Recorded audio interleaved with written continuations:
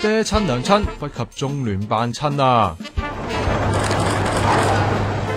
人家贏咗，第一時間去謝票嘅 ，CY 都係，但係就去咗中聯辦咯，仲留成個半鐘，握手唔夠㗎，話晒人家幫過你拉票，跪拜就差唔多，仲同呢位稀客握手。佢係寫文章提出，香港要有第二支管治隊伍嘅芝麻官，想將中聯辦變市委，特首變市長咁款，又喺飯局向特首辦施壓，咪搞CY 啊！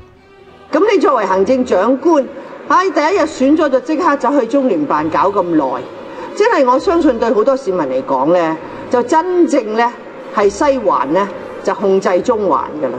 完全唔係淨係跳去中聯辦嘅意思係好清楚嘅。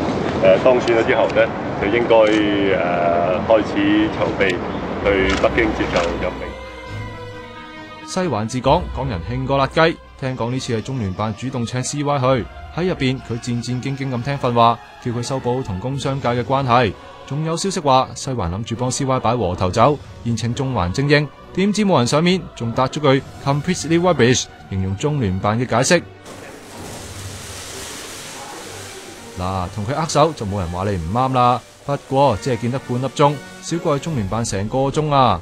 咁少，可能煲呔打咗個唐英年競選嘅主色，粉藍色煲呔喺度篤眼篤鼻啩。嗱，見完煲呔，去埋中聯辦跪安，之後至去立法會同終審法院，兩度夾埋留咗唔夠半粒鐘。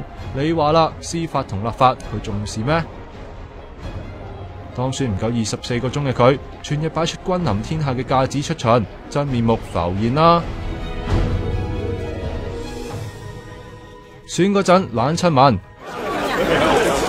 記者問乜就答乜，選完啦。係咪當選咗就唔答記者提問㗎啦？